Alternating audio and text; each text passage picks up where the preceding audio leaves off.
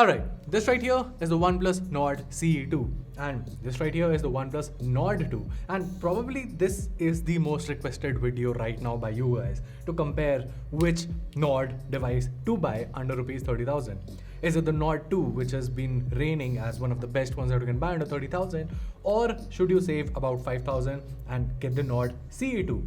Well, that's what this video is all about. This is one from GTR, and in today's video, I'll be doing an in-depth comparison of the latest Nord devices to see which one makes more sense for you. So without wasting any time, let's just jump right into it.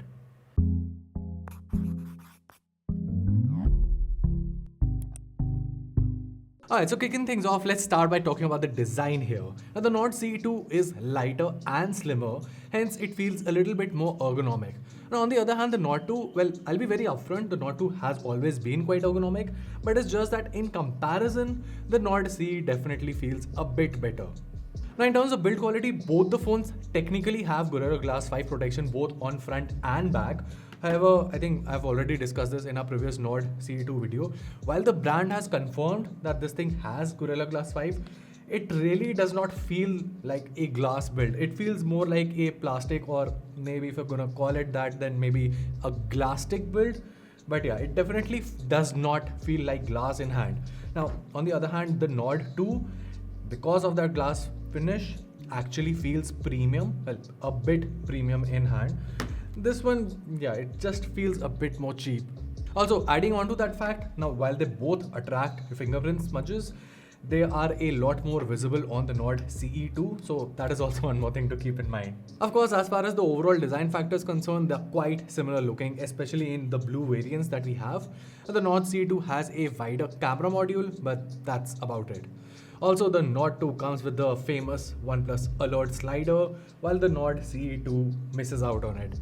Now in terms of connectivity, the Nord 2 comes with just a dual SIM slot and that's it. While the Nord CE2 actually gives you a lot of options. You get a dual SIM card slot with a dedicated micro SD card slot and a 3.5mm headphone jack. So yeah, if connectivity matters, the Nord CE2 has you covered there. Now in terms of 5G support, they're both 5G devices. The Nord 2 supports 7 5G bands while the CE2 supports 8 5G bands. However, the one thing to note is that the bands here are different. It's not like the CE2 just offers one extra band. The spectrums here are very different. So you can check the differences out on the screen right now. So yeah, as far as the design and connectivity factors go, I would say the Nord 2 definitely feels more premium. With that being said, the Nord CE2 feels a bit more practical. You know, it's more lightweight, gives you more connectivity options, and yeah, has you pretty much covered on all the fronts. Also, even if the glass back does not really feel like glass, it's still a bit more better looking as compared to your normal traditional plastic bags. So that's anyway a plus point. Okay, now moving along, let's talk about the displays, and practically is the same panel. You get a 6.43-inch 90Hz Fluid AMOLED panel. Both the panels support wideband L1, and I mean technically it's the same panel here and no complaints whatsoever. Now, one thing that I would like to highlight is that the specs page for the Nord CE2 claims that this is an HDR10 Plus certified panel. However, when we tested it on Netflix, there was no support for HDR content. So that is one thing to keep in mind. And of course, the display segment is aided by the audio department, and that is where the Nord 2 has a slight advantage thanks to its stereo speakers that not only offer a louder but also a more crisper sound. With that being said, the Nord CE2, thanks to its 3.5 headphone jack, does give you the flexibility of using wired earphones more easily without having to spend extra on a dongle. So there's that. Alright, so moving along, let's talk about these lovely cameras here, and I'm sure you guys are very excited about the camera department. So let's just get right into it. Alright, so reading off the spec sheet, the primary differences are there in the primary sensor only. The Nord 2 has a 50MP primary sensor with OIS, while the Nord CE2 has a 64MP primary sensor with EIS. Other than that, you get the same 8MP ultra-wide sensor and a 2MP mono sensor. Up front, the Nord 2 also has double the pixels in the 32MP selfie sensor. But we all know that numbers don't really matter much. So let's see how the devices actually perform. Now in daylight shots, the color tuning is pretty much the same here. I mean, they're both from the house of OnePlus, and for most of the shots, you can't really tell the differences between them. The shots are equally detailed and the HDR is also great on both. Now I would argue that the HDR is slightly better on the Nord 2, but I'll be very upfront with you, it's a very slight advantage, nothing massive. Now for human shots, the Nord 2 has a bit of a reddish tone in comparison to the overall pale texture of the CE2. So I'll let you guys decide which kind of a color reproduction you prefer here. As far as selfies are concerned, I think I'll go with the Nord CE2's performance here. I just feel they are, well, a bit more vibrant and a bit more contrasty.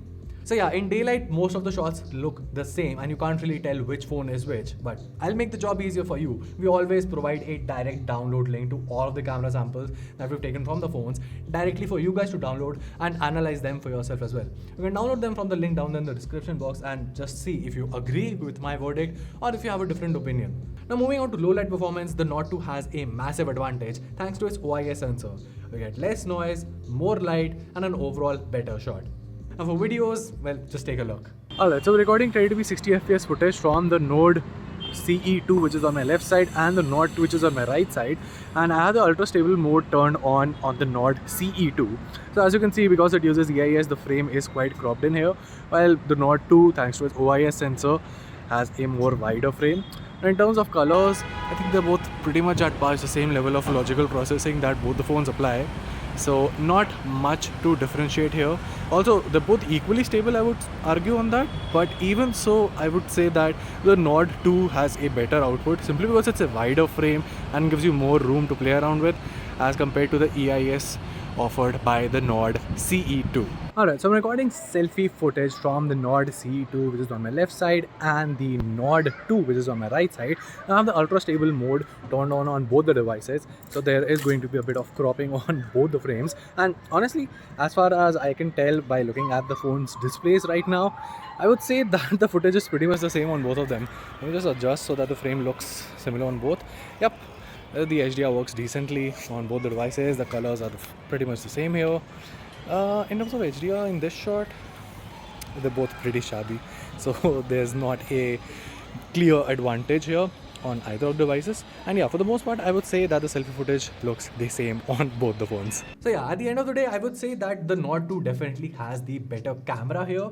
The Nord 2C, well, does have better selfies, but other than that, the Nord 2 has a clear advantage in terms of the cameras, especially for low light photography and videography thanks to its OIS sensor.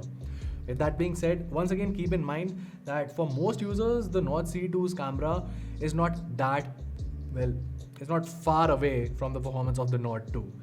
Alright, so next up, let's talk about the performance. The Nord 2 comes with the Dimensity 1200 processor with UFS 3.1, while the Nord CE2 comes with the Dimensity 900 coupled with UFS 2.2 storage. And I'll be honest, I don't really need to get into the details here. The Nord 2 is the clear winner here. You get better benchmark scores, better gaming performance, and better day-to-day performance as well. Now, I won't deny the fact that the Nord CE2 is still pretty good for day-to-day usage, but the fact that you get a faster storage with a more powerful processor on the Nord 2 makes even app launches faster. And the only advantage that the Nord CE2 has is that it handles thermals better. Now, while it does heat up as well, it's just that the Nord 2 heats up quicker in comparison. Moving along, we have the software part, and you get OxygenOS 11.3 on both the devices, which is based on Android 11. And that is where I have a slight problem. See, the Nord 2 was launched last year. So while it's a shame that OnePlus, a company which is known for their software, well, at least they used to be known for it, still hasn't rolled out the Android 12 update for it. The bigger issue is that OnePlus is launching a new device still based on Android 11. So yeah, that just doesn't feel right to me. Because other than that, they're both the same OS. Same features, same amount of pre-installed apps that you can just easily uninstall. Same features, no differences whatsoever. Then we have the battery life, and once again the statement remains the same, no differences whatsoever. You get the same 4500 mAh battery with 65 watt charging on both devices. And the Nord CE2 does last a bit longer thanks to the Dimensity 900 being a bit more power efficient. However, realistically speaking, it's a difference of about 40 to 50 minutes depending upon your usage. Which brings us to the pricing of these devices. Now, the Nord 2 starts at Rs 28,000 for the 6 plus 128GB variant, but as we all know, that variant is almost always out of stock. So technically speaking, the Nord 2 is available at Rs 30,000 for the 8 plus 128GB. On the other hand, the Nord CE2 starts at Rs 24,000 for the 6 plus 128GB variant, and the 8 plus 128GB variant is priced for 25,000. So what's the verdict here, and which phone makes more sense for you? Well, honestly speaking, if you're a OnePlus fan who likes OnePlus's software and don't know why, for some reason, because I would argue that other folks of ColorOS like ColorOS and Realme UI are much better. Obviously, you have comparisons like One UI, but whatever, that's a different argument. But if you're comparing these two devices, obviously you are going to be a fan of Oxygen OS. And if you just want Oxygen OS and you're not super crazy about having the most flagshipy kind of a processor, and if you're not into, well, low light photography that much, the Nord CE2 makes far more sense and offers a more value for money as compared to the Nord 2. There's no denying the fact that the Nord 2 is a more premium device, especially in comparison to this, but that premiumness might not be necessary to you. And if that's the case, then I would easily say that you can easily go ahead and buy the Nord CE2, which is a fantastic device. Of course, I'm not saying that it's the best one under 25,000, as I've already established in my comparison video of the Nord CE2 with the Realme 9 Pro Plus, which you can check out from the card here or the link down below. But yeah, as far as these two devices go, I think I don't mind recommending the Nord CE2 over the Nord 2 for a majority of users out there. And well, that was it. If you found this video helpful, make sure to let us know by giving us a thumbs up and subscribing to our channel for more awesome tech content. Till then, this is Vam from GTR, and I'll see you in the next one.